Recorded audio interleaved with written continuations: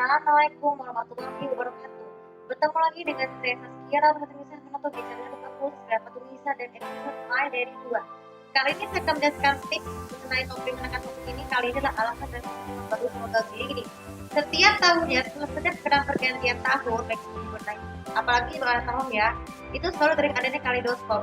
Maksud kaleidoskop itu merupakan apa saja yang akan terjadi sepanjang tahun apapun, baik itu 2019, 2018, ya mungkin berhubung ini mau bulan depan memasuki tahun baru 2023, jadi ini sebenarnya merupakan tahun tersebut juga peringatan 10 tahun di mana saat pertelevisian itu sudah mulai merebaknya tayangan FTV yang bertemakan perselingkuhan. Jadi sebelum saya mulai ini saya mau ngasih tahu ke kalian ya, tahun 2013 yang lalu itu ya, ini sebenarnya merupakan tahun era titik awal permulaan di mana FTV Indonesia itu yang kebanyakan produksinya dari Mega Kasih dan MD Entertainment. Mungkin kalau MD Entertainment yang sekarang tuh sudah agak susah naikkan ulangnya karena didominasi oleh web series dan film lebar. Kenapa?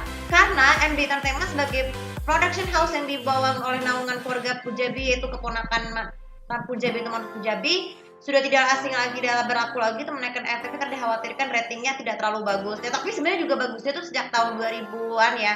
2000-an di masa era milenium sampai era pra-milenial tahap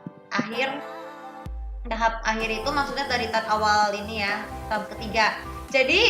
Jadi di saat inilah FTV yang bertemakan perselingkuhan dan berkeluarga itu broken home itu mulai terjadi. Jadi seperti sebagaimana kita ketahui, kalian bisa menyadarkan bagaimana FTV Indonesia yang bertemakan seperti itu sampai sekarang pun dari sejak mungkin Mega Kasih Film juga akan genap berusia 10 tahun ya di bulan depan. Itu menandakan ketika memang susah sih itu menaikkan FTV perselingkuhan yang tentang hoax itu bisa cari video yang terutama tentang banget itu susah banget. Alasannya mungkin karena kita tahu bahwa dipengaruhi di dunia nyata kasus perselingkuhan itu sini mana-mana, itu bisa melanggar kasus hukum dan mengakibatkan penyimpangan sosial di dunia terutama bagi pasangan hidup, keluarga, ataupun pasangan suami istri yang sudah berhubungan bahagia. Dan alasannya kalian yang biasa merasa penggemar itu jangan ditiru ya adegan tersebut. Kenapa? Karena di dunia nyata juga akan membuat kasus hukum perselingkuhan membuat dunia nyata. Apalagi anak-anak yang di kita itu tidak ingin orang tua dapat masalah. Jadi mengakibatkan rasa merasa sangat lebih gampang tertekan karena anak tuh bisa mencerna apa yang diinginkan orang tuanya, jadi bisa tertekan. Jadi untuk detailnya nih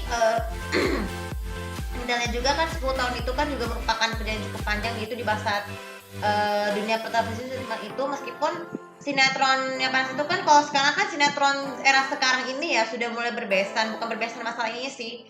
Jadi kemungkinan saya udah lihat di jadwal video tuh ada beberapa 3 konser lirannya, yaitu konser SCTV 32.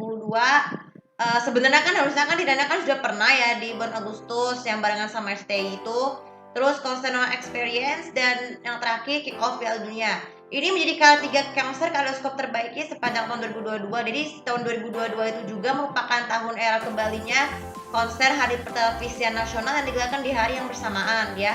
Di hari yang bersamaan meskipun beda kalian udah sejam. Kalau tahun lalu itu kan cuman beda setengah jam. Jadi anggap saja, jadi jangan ada pelajaran buat kalian semua sepanjang tahun 2022 ini adalah jangan saling mengkritik yang jelek-jelek tentang pendapat konser sinetron SCTV atau SCTV apapun, baik itu konser atau penghargaan atau pemenangnya. Karena biar bagaimanapun juga kan itu skopat sendiri loh. Nih kalian nih yang rasa komen itu jangan dipengkritik yang jelek-jelek, karena persiapkan diri waktu kalian suatu hal yang lain, suatu hal positif, atau bergabung aja di kelompok sinetron masing-masing, asal jangan saling menjatuhkan ya. Oke. Mengenai bicara solusi tahun baru ya, itu biasa apa yang saya lakukan di masa depan, kenapa bisa selalu gagal ya gini, karena biasanya udah arangan dari orang tua, karena urusan masalah pribadi atau masalah-masalah lainnya itu bisa menyebabkan tekanan stres ya. Sebenarnya gini, jujur resolusi tahun baru itu kan juga pernah dipenuhi, bisa aja terpenuhi, bisa juga gagal itu karena memang tekanan tidak beres atau karena sesuatu yang kurang. Jadi karena alasan tersebut tidak mungkin kan resolusi selalu gagal itu tidak hanya sekedar ramal atau prediksi. Jadi sebagai manusia yang beragama itu harus tidak boleh terlalu mempercayai dengan prediksi atau ramalan kita buat, apalagi dari orang-orang yang tidak akan percaya dengan agama Tuhannya itu kan jadi beresiko tidak baik ya.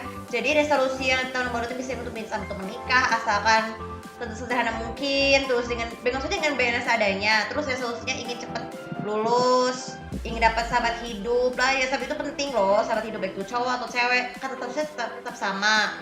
Terus resolusi yang lain nih, misalnya contoh yang baik itu resolusi dapat lebih bagus, lebih bisa lebih rapi, ataupun mengurus keluarga dengan baik, atau resolusinya juga pernah galau dan stres ya. Mungkin kalau resolusi untuk program TV-nya sudah cukup sulit bagi tim. Kenapa sekarang? Semenjak era TV digital bermulai tanggal 2 November 2022, program TV di situ mengalami revolusi yang cukup menyulitkan. Kenapa? Karena beberapa alasannya didominasi sinetron lawas. Seperti sekarang ini ya, mungkin setiap liburan akhir tahun itu atau musim dingin itu kan selalu ada sinetron lawas. Cuman mereka tuh menganggap itu terlalu berlebihan karena dianggap bosan cerita itu terus. Nah itu resolusi itu memang sulit. Kemudian ikutan FTV lawas.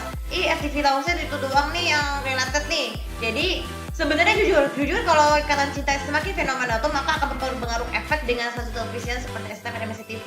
Terutama MNCTV memberikan efek pengaruh dari SCTV karena fenomena dari Gen SMP ya. Seperti kita ketahui, saya baru ngerasa gimana kok FTV-nya Sandrina dan Rebung dan MNCTV itu bisa tayang lagi. Karena pengaruh apa? Karena pengaruh dari SMP yang tayang ulang di SCTV. Nah itu tuh resolusi tahun baru untuk Indonesia paling sulit di ini. Kemudian yang ketiga, mungkin banyak yang bertanya, kenapa film tayangan pemerintah cuma hanya terbatas pada satu visi tertentu aja?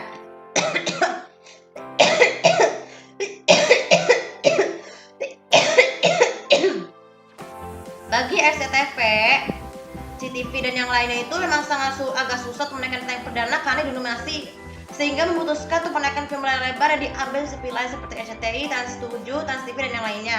Tapi terkecuali beruntung juga RCTI, Trans TV, Trans 7 dengan sendirinya tuh menaikkan perdana film perdana yang tayang di bioskop walaupun belum tahun 2020 sampai 2021. Kenapa? Karena alasan pandemi COVID-19 yang membuat terpaksa menontonnya tidak dijalankan di OTT streaming. So, dan kemudian yang keempat, resolusi tersulit di tahun depan itu mungkin ini, kualitas sinetronnya tidak jelas. Sebenarnya kualitas sinetron yang tidak jelas itu adalah alur ceritanya, para pemainnya atau perombakan antagonisnya lebih tinggi dari protagonis. Jadi kalau kalian yang tahu, ada yang mengkritik kalau sinetron tersebut itu memang sangat sulit tayangan ke masyarakat, tapi juga berdampak buruk bagi anak-anak generasi muda bagi yang menontonnya. Kenapa? Karena jika adegan yang tidak diperbolehkan itu juga membahayakan orang lain diri sendiri, apalagi menunjuk kepada masyarakat. Dan yang terakhir, resolusi terakhir tentang film animasi ya. Sebenarnya budaya animasi Malaysia ini sudah semakin merajalela ya semenjak serta musik. Tapi tayangan sinetron kartunnya sudah tidak asing lagi ketika Upin Ipin nanti kemungkinan akan menang untuk 8 kali sebagai series animasi kesayangan di Microsoft Award tahun depan ya sebagai animasi. Terus alasannya ini membuktikan bahwa seperti kata hostnya yang waktu itu adalah menjadi tontonan favorit anak-anak Indonesia ketimbang dengan RCTI sama SCTV yang dijuluki dua rumah sinetron Indonesia. Jadi ada persimpangan polemik antara sinetron dan kartun itu, ini aku ngaku sebagai rumah sinetron rumah kartun.